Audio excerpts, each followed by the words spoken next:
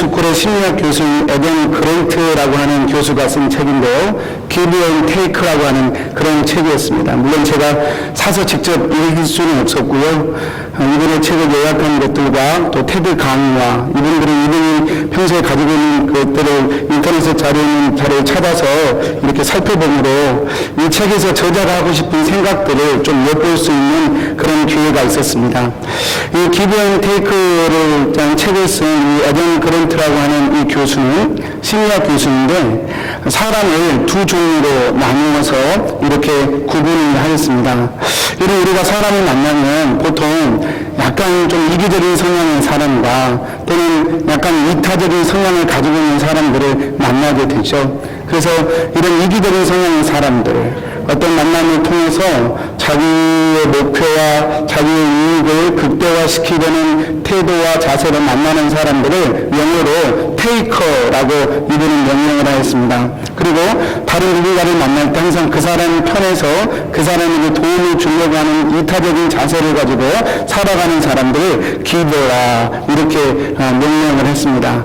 물론 이 두 종류의 사람만 있는 것이 아니라 이 책의 요약본을 보면 너처 그냥 give and take가 확실한 사람이죠. 받는 것만큼 주겠다.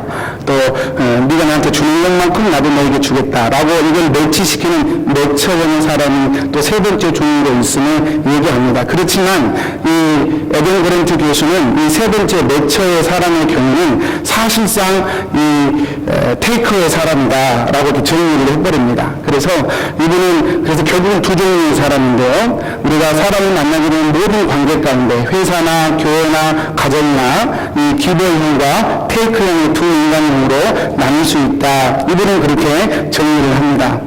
근데 제가 뭐 다 읽지도 않았고 또 다는 모르지만 이 책을 요약하면서 흥미롭게 본 한 가지 자료가 있습니다. 여러분 그래프를 한번 보여주시겠습니까?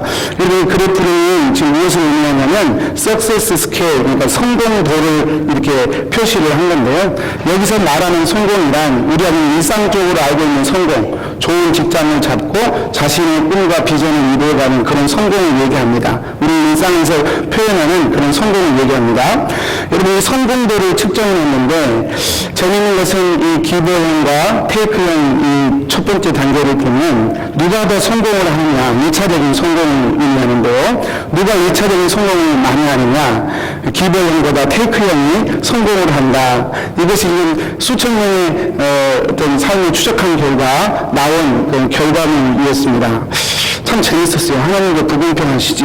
어떻게 테이크형 이기적인 사람이 성공하고 이렇게 기버형은 좀 실패하는 그런 삶의 결과물들을 이렇게 보게 하시는지 모르겠어요. 아무튼 그런 결과가 나왔는데요. 좀 이 그래프를 조금 더 확대시켜서 보면 또 재미있는 현상이 발견되었습니다. 성공한 사람, 일반적으로 다른 사람에 비해서 좋은 직장과 잡을 잡은 사람은 틀림없이 테이크형이 많은데요. 그에 비해서 극단적으로 성공한 사람들, 사회적으로 큰 영향력을 끼치고 아주 많은 사람들에게 존경과 사랑을 받는 큰 성공을 이룬 사람들을 조사해 보니까 그런 경우에는 또다시 기버형의 사람들이 극단적으로 많다는 통계입니다. 참 재미있는 그래프와 연구 결과였습니다. 여기서 좀 궁금하죠. 왜 기버형이 양쪽으로 나누어져 있는가? 테이크형이 가운데 있는 것은 어쨌든 이해를 하겠는데 기버형이 왼쪽에 있는 기버형은 어떤 기버형이고 오른쪽에 있는 기버형은 어떤 기버형이길래 이렇게 극단적인 성공의 차이를 나타내고 있는가? 이것이 제가 이해하기로는 에덴 그랜트 교수가 하고 싶었던 이야기의 초점이었습니다. 에덴 그랜트 교수뿐만 아니라 우리 모두가 인정하는 바는 여러분 테이크형이 많은 사회와 조직과 가정은 반드시 불행하게 된다는 것입니다. 그러지 않겠습니까? 테이크형인 사람은 본인은 행복할 거예요. 그렇지만 그 사람을 둘러싼 가정이나 공동체는 결코 행복하지 못할 것입니다. 그래서 에덴 그랜트 교수는 테드 강의를 들어보고 또 유학본을 봐도 테이크형에 대해서 집중하지 않습니다. 테이크형에 대해서는 그냥 되는 대로 살라고 그렇게 얘기하고요. 이분이 집중하는 것은 기버형입니다. 기버형은 기버형인데 어떤 기버형이 정말로 성공과 삶의 만족도를 이루는 기버형이 되고 어떤 기부형은 그렇지 못한 삶의 결과들을 나타내느냐, 왜 그러느냐라고 하는 것이죠. 그래서 에덴 그레이트 교수는 이 기부형, 다른 사람을 이타적으로 도우려고 하는 태도를 가진 사람들의 삶의 그 종류를 두 분류로 했는데, 그 중에 하나가 셀플레스 기부형, 그리고 또 하나는 어덜리시 기부형으로 이렇게 나누었습니다. 어려운 말은 아닌데요. 셀플레스 기부형이라는 뜻은 무슨 뜻이냐면, 다른 사람에게 도움이 되기 위해서, 다른 사람을 이롭게 하기 위해서 자기를 완전히 포기해버린 경우, 그냥 자기를 완전히 드랍시켜버린 경우, 영어로 그렇게 표현을 하더라고요. 다른 사람을 이롭게 하기 위해서 자신을 완전히 드랍시켜버린. 예를 들면 자기가 해야 할 일이 뻔히 있는데 회사에서 누가 도와주라 그래서 그걸 도와주더라고 정작 자기가 해야 할 일을 못해버린 그런 케이스. 그냥 다른 사람을 돕기 위해서 자기가 마땅히 누려야 할 것들을 놓쳐버리는 그런 케이스를 셀플레스 기부형이라 이렇게 제명했습니다. 그리고 이런 형의 기부는 불행하게도 이렇게 삶의 만족도나 또는 어떤 삶의 꿈을 성취하는 그런 비율에 있어서 현격히 낮다는 그런 통계를 이 교수는 도출해 내었습니다. 이분이 정말 하고 싶었던 얘기는, 그래서 어덜리시 기부형이 되어야 정말로 세상은 의미 있게 되고 우리의 삶은 만족도를 높이는 삶이 될 수 있다라고 하는 것이었죠. 어덜리시 기부형이란 쉽게 정리하면 그것입니다. 제가 영어로 어덜리시를 쳐봤는데 읽는 단어예요. 왜냐하면 이분이 만든 단어이기 때문에 사전에는 없습니다. 제가 대충 이해하기는 이런 뜻이었어요. 어덜리시 기부형이란 다른 사람을 돕는 것은 셀플레시 기부형과 같습니다. 다른 사람을 돕는 것은 마찬가지인데, 이 어덜리시 기부형의 사람들은 자신이 가진 자신만의 삶의 목표와 정체성을 잃어버리지 않은 채 전략적인 목표와 방향을 늘 설정해놓고 그걸 추구하며 살아가는 것을 추구함과 동시에 이타적인 삶을 함께 추구하는 사람이라는 것입니다.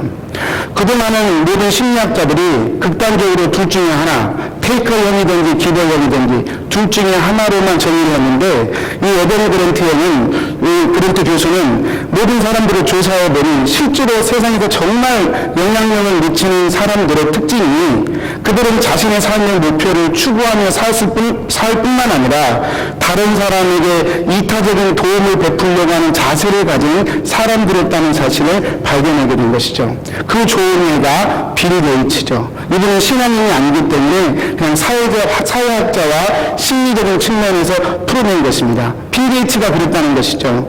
청년 시절에 내 꿈은 모든 가정에 개인용 컴퓨터를 제공하는 것이라고. 모든 가정들마다 개인 컴퓨터를 두고 사용하는 것을 자신의 인생의 목표와 비전으로 두고 빌 게이츠는 살았다는 것이죠. 그리고 동시에 자기의 그런 삶이 인류에 공헌하고 사람들에게 도움을 주는 그런 삶으로 사라지기를 빌 게이츠는 꿈꿨다는 것이죠. 실제로 빌 게이츠는 그런 성공을 거두었고, 실제로 빌 게이츠는 그렇게 많은 사람을 돕는 일에 이렇게 앞장서는 사람이 되었다는 것입니다. 저는 이 자료를 우연히 접하게 되면서 참 많은 생각을 해보게 되었습니다. 왜냐하면 저도 신앙생활을 하면서 가끔은 이 셀플레스의 기부형의 그 딜레마에 사실은 빠지게 되기 때문에 그렇습니다. 돕고 베풀고 십자가를 지는 삶에 대해서 참 많이 강조했는데, 때로는 제 마음이 실질적으로 드는 의문점이 뭔가 허전하고 뭔가 열매가 없고 뭔가 좀 모자란 듯한 삶의 경험들을 제 스스로 가졌기 때문에 그렇습니다. 기부형의 삶을 살되 지혜로운 삶을 살아야 되겠구나.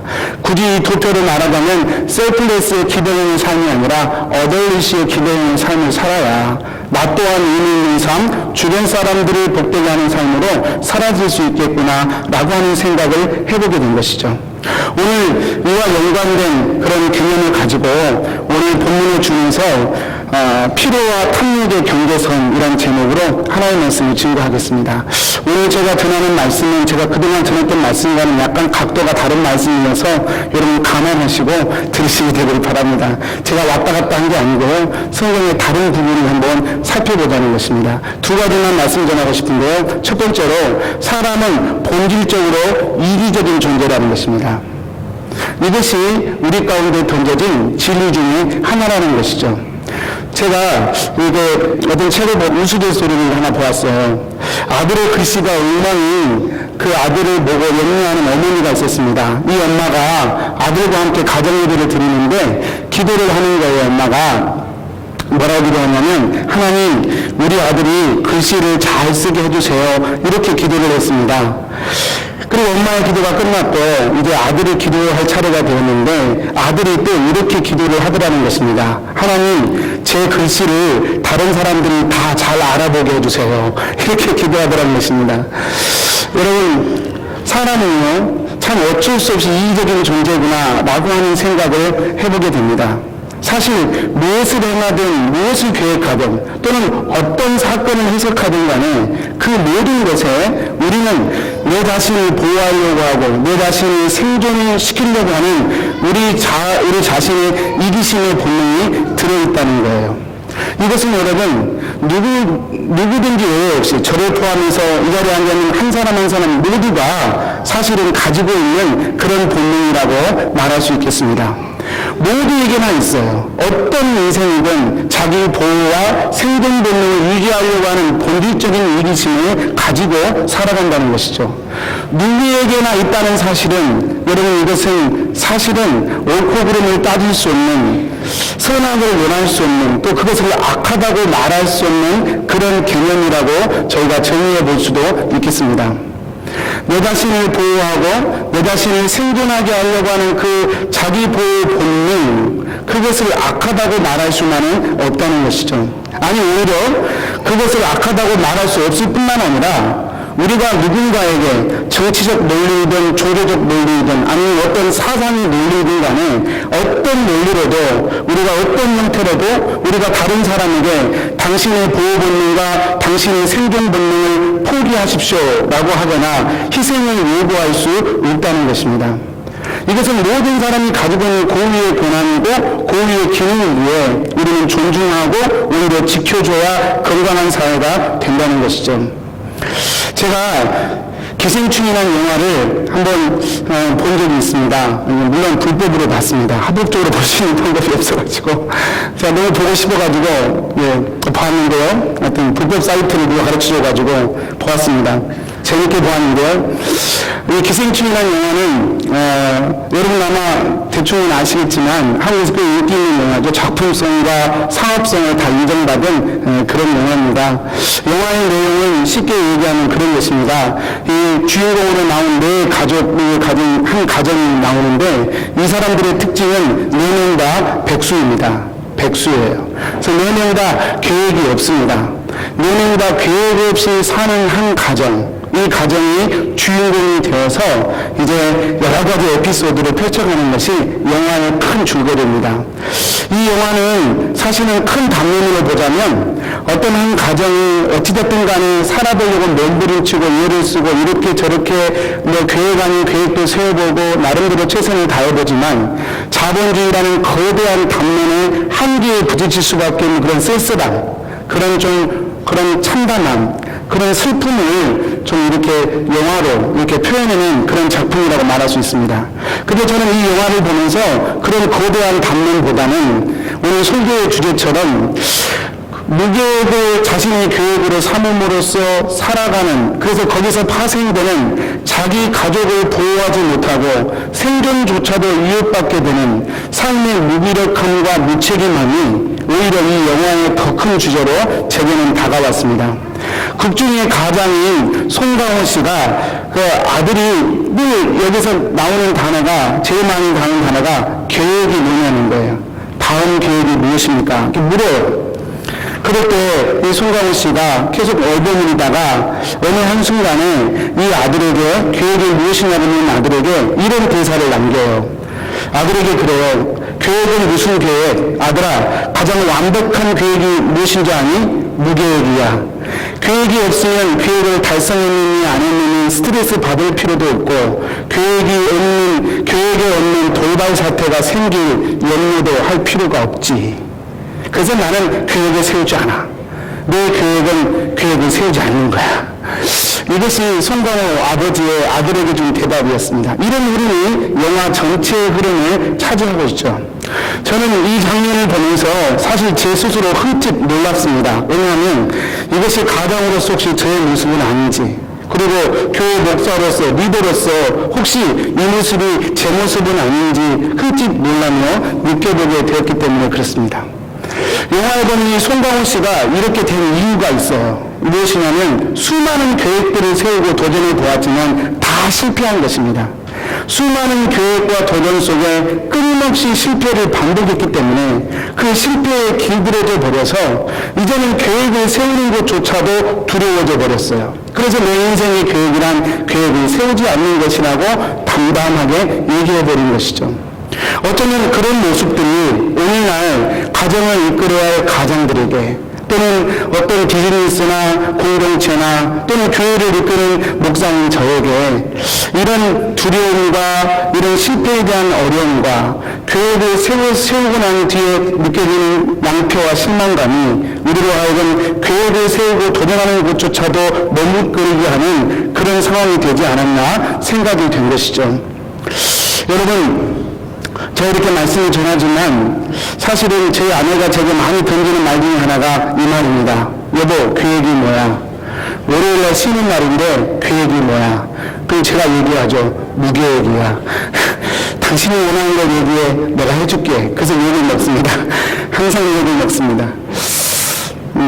여러분, 계획이라고 하는 게 사실 가장들만의 몫은 아니죠. 아내와 남편이 함께 수많은 실패와 좌절들을 경험하지만 그때마다 서로 위로하면서 이런 좌절과 실패들을 극복해 가기 위해서 새로운 계획을 세우고 함께 도전하는 그런 목표를 세우는 것이 남편과 아내의 일이고 또 가장의 일이 아닐까 생각해 봅니다. 제가 무슨 말씀을 드리려고 하냐면요, 자기 보호와 생존 본능이 사실 필요하다는 거예요.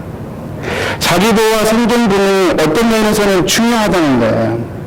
그것이 있어야 우리는 우리의 삶을 건강하게 끌어갈 수 있는 동력을 얻게 된다는 것이죠. 구약성경 열왕기하 4장에 보면 한 과부의 이야기가 나옵니다.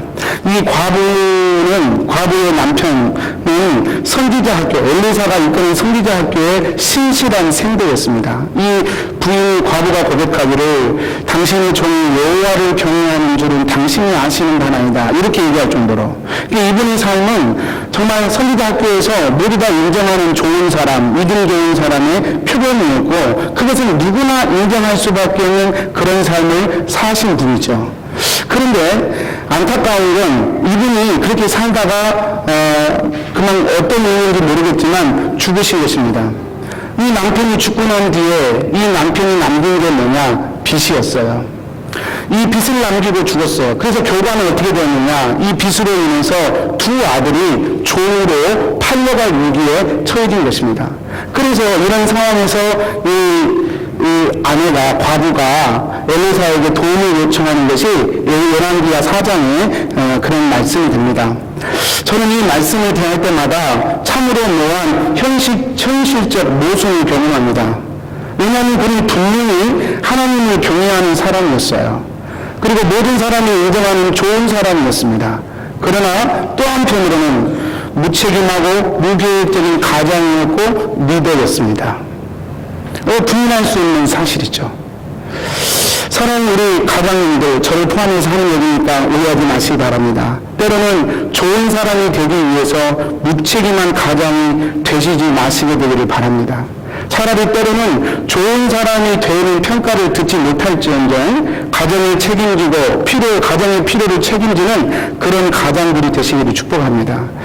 우리의 삶의 보호와 생존 본능은 그런 면에서 볼 때 우리의 삶을 생동감 있게 만들어가는 하나님의 또 다른 축복의 통로임을 저는 깨닫게 되는 것이죠. 여러분, 하나님이 우리 주신 자기 보호 본능, 그걸 이기심이라고 표현할 수 있는데 이 이기심은 우리에게 때론 건강한 요소가 될 수 있습니다.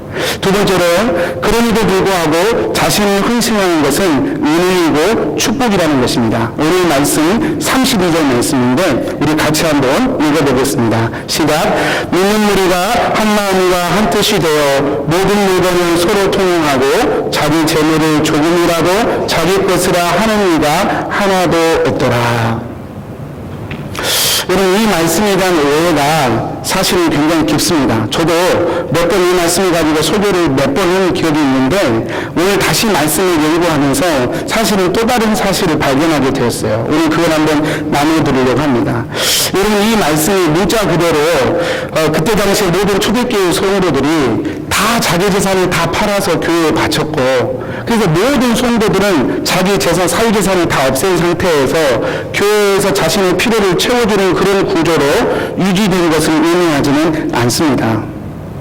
또 그런 것이 자기 자신의 모든 것을 바치고 하나님께 드리는 것이, 재산을 바치는 것이 하나님의 뜻이고 믿음이 좋은 것처럼 여겨지는 것도 아닙니다. 지금 본문이 의도하는 것은 그것이 아니라는 것이죠. 모두가 성령 충만을 경험했지만 모두가 다 자기 재산을 팔고 희생한 것은 사실 아닙니다. 사도행전 본문에서조차도 제가 자료를 찾아보니까 그 근거들이 참 많아요. 2장 46절과 5장 42절 두 가지만 저희가 말씀을 보아도요, 초대교회 성도들이 그렇게 은혜받고 난 뒤에 각자 자기 집에서 떡을 떼며 교제하였다. 또 자기 집에서 예수 그리스도를 가르치고 배우고 예배하는 일을 그치지 아니하였다라는 기록이 이렇게 나와 있습니다. 여러분, 사도행전 내에서 서로 모순이 발생하는 거예요. 여러분, 모든 성도가 자기 집을 다 팔고 재산을 다 팔아서 교회에 바쳤다면 지금 이분들이 모이는 집은 어떤 집이란 말입니까? 전세일까요? 월세일까요? 그렇지는 않을 거예요. 그래서 이 전반적인 구도가, 여러분, 그냥 성경 해석학자들은 만일 초대교회 성도들이 모두 자기 집을 팔고 그래버렸다면 자기 집에서 모이는 것 자체가 있을 수 없는 일이기에 지금 이런 언급들을 하는 것을 보면 성경학자들은 초대교회의 실제적 모습들이 사실은 모든 성도들이 실제로 모든 재산을 포기하고 유무상통을 이루는 것은 아니라는 해석을 덧붙여 놓습니다. 이와 관련해 존 스타크라고 하는 영국의 유명한 강의석의 목사님이신데요, 이분은 이렇게 해석을 했습니다. 제가 한번 읽어보겠습니다. 후에 베드로가 아나니아에게 그의 재산은 그의 것이라고 말한 것에 비추어, 아까 우리가 본문에서 읽었죠, 이러면 이 단어들이 곧 신자들이 문자 그대로 공동 소유권을 위해 사적인 소유권을 포기했다는 의미라고 주장할 수는 없다. 사실상 그리고 법적으로 그들은 계속 자기들의 재산을 소유하고 있었지만 마음과 뜻으로는 그들의 소유를 공공한 형제 자매들을 돕기 위해 사용할 수 있다고 생각했을 만큼 매우 급진적인 태도를 함양하고 있었다. 이렇게 해석을 해요. 실제로 재산을 팔아서 바쳤다는 실질적인 모습이 아니라 자기 재산들의 사유재산들을 다 갖고 있었지만 자신의 필요들을 채우는 일을 포기하지 않았지만 그럼에도 불구하고 자신의 재산과 소유를 자신의 것으로 국한시키지 않고 다른 사람을 돕는 일에 열린 자세로 그들은 삶의 태도를 가졌다, 이 뜻이라는 거예요. 그래서 32절에 성도들이 모든 재산을 팔고 가난한 사람이 없었고 서로 자기 것을 자기 것이라고 말하지 않았다는 뜻은 바로 그런 태도와 자세를 의미하는 것이라고 존 스타트 목사님은 그렇게 해석을 합니다. 여러분, 만일 너도나도 재산을 팔아 바치는 상황에서 만약에 우리가 모든 성도들의 재산을 바치는 그런 상황이 초대교회라고 생각을 해버리면 어떤 모순이 생기냐면, A라는 사람이 자기 재산을 바쳐서 교회에 바친단 말이에요. 그리고 그것이 믿음 좋음의 표시예요. 그러면 B라는 사람 역시 거기에 대한 부담을 느낄 것이고, B라는 사람은 마음에 원치도 않지만 그 재산을 팔아서 교회에 극주로 바치게 되는 일이 발생하게 될 것입니다. 이런 일들이 교회 곳곳에서 일어나게 되면 결국 교회란 어떤 것이 되느냐, 여러분, 재산을 팔아서 바치는 그런 묘한 그런 종교적 분위기를 형성하는 초대교회의 모습이 될 수밖에 없었을 것이고, 과연 그 모습이 하나님이 원하시는 그런 교회의 모습은 과연 그런 모습이 하나님이 원하시는 교회의 모습이었을까 나가는 질문을 저희가 던질 수밖에 없어요. 이 초대교회의 상황은 재산을 팔아 바치는 것에 하나님의 초점이 있는 것이 아니라 남을 돕고 섬기는데 성령 충만한 은혜를 받아서 자발적인 헌신과 수고를 감당할 준비가 되어 있는 공동체로 성숙해 있었음을 말하고 싶은 것이 사도행전의 초점이라는 것이죠. 그리고 그러한 삶의 태도와 자세는 은과 금의 가치관이 최고의 가치관으로 여겨졌던 유다 종교와 신앙과 성경 종교와 당시의 세상의 가치관을 정면으로 거스르는 하나님의 능력으로 작용됐다는 것입니다. 사도행전 2장 43절에서 45절 말씀이죠. 세상 사람들이 보고 두려워했습니다. 그렇게 나누고 섬기는 삶을 보고 말입니다.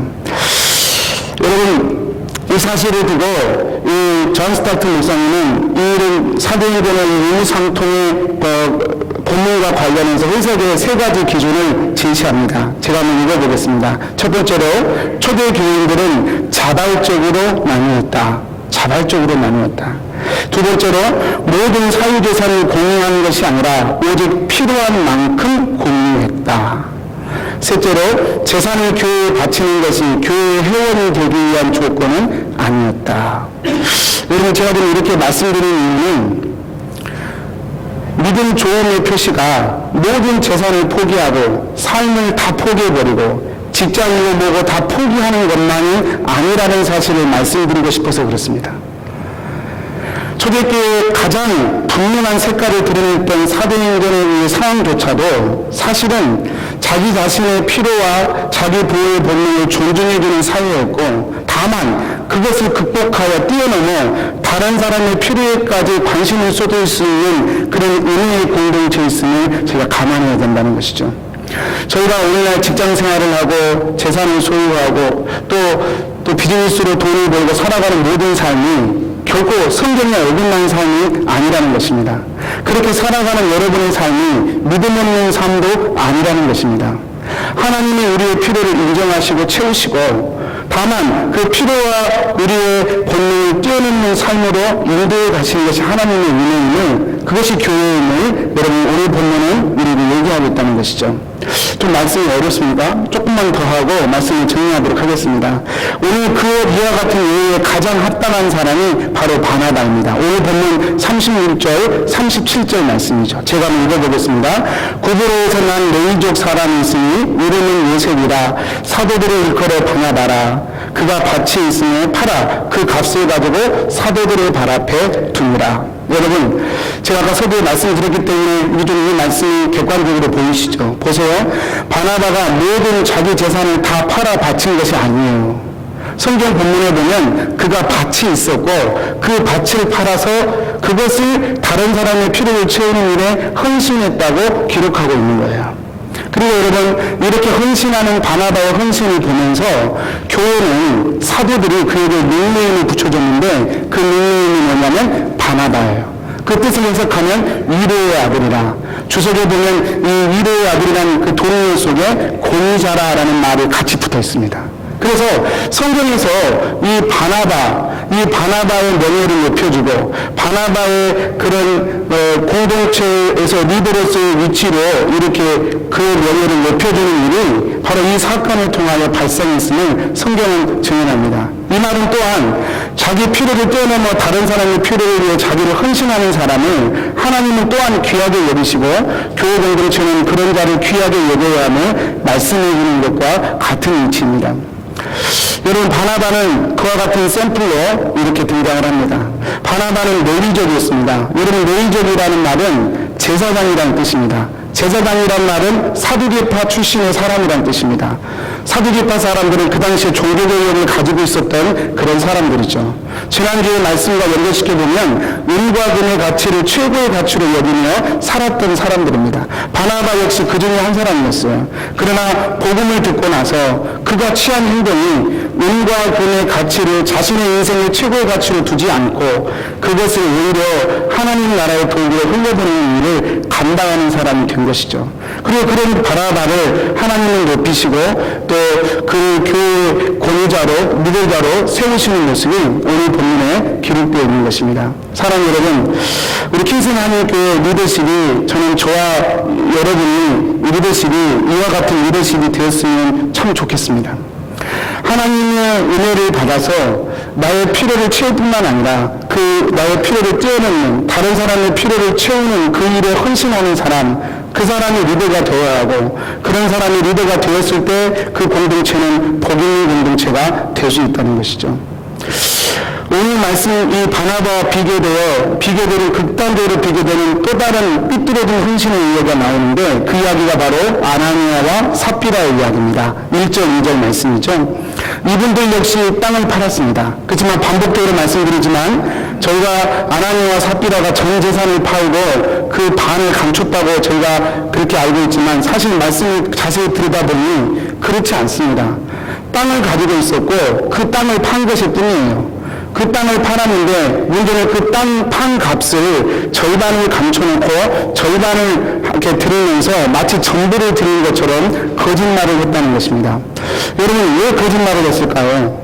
왜 아나니아와 삽비라는 그 엄청난 헌신을 하면서 자기 땅을 팔아서 바친 그 엄청난 헌신을 하면서 왜 굳이 거짓말을 했어야 했을까요? 여러분 그것은 명예에 대한 탐욕 때문입니다. 공동체에서 명예를 얻고 싶은 탐욕 때문에 이 아나니아와 삽비라는 하지 않아도 될 거짓말을 하고 있는 것이죠. 그 앞전에서 바나바가 그런 명예와 권위를 얻었지 않습니까? 자기 밭을 팔아서 그 밭을 드렸더니 다른 사람의 필요를 위해 내줬더니 온 교회가 그것을 보고 기뻐하고 그에게 권위와 명예를 부여하는 것을 보고 자신 역시 그런 명예와 권위를 받고 싶어서 굳이 하지 않아도 될 거짓말을 하면서 마치 전부를 바친 것처럼 그렇게 했던 것이죠. 여러분 오늘 말씀의 주제는 그것입니다. 하나님은 자신의 필요에만 내려는 극단적으로 묶여 있으면서도 교회 공동체의 명예와 권위를 함께 구한 이들의 요구를 탐욕으로 규정하고 있는 것이죠. 그리고 탐욕의 열매로 나타난 그들의 거짓을 징계하고 심판하고 계시는 것입니다. 결국 초대교회는 개인의 필요를 철저히 보호하되 신앙의 탐욕하는 철저히 가르는 형태로 교회를 세워가고 있었던 것입니다. 사랑하는 성도님들, 저와 여러분이 해야 될 하나님께 드리는 헌신이 어디쯤에 있어야 될까 저는 말씀을 정리하면서 한번 생각해 보았습니다. 저와 여러분이 하나님께 드리는 모든 헌신은 철저히 은혜에 기반된 헌신이어야 합니다. 그리고 우리는 각자의 모든 필요와 모든 상황에 대하여 존중할 수 있어야 합니다. 가정을 깨뜨리고 가정을 무너뜨리고 극단적인 손해를 감수하면서 희생을 요구할 어떤 권한도 우리에게는 있지 않습니다. 동시에 우리의 모든 헌신과 수고는 우리의 이름과 명예가 하나님보다 앞서가는 탐욕의 자리에 서는 것을 극히 경계해야 합니다. 그래서 저는 우리의 헌신의 자리를 굳이 표현하라고 한다면 필요와 탐욕 사이 그 어디쯤에 있어야 한다 말씀드리고 싶습니다. 오늘 또 우리는 교회 공동체를 재정으로 섬겨가고 또 여러 가지 사역으로 교회 공동체를 세워가고 있습니다.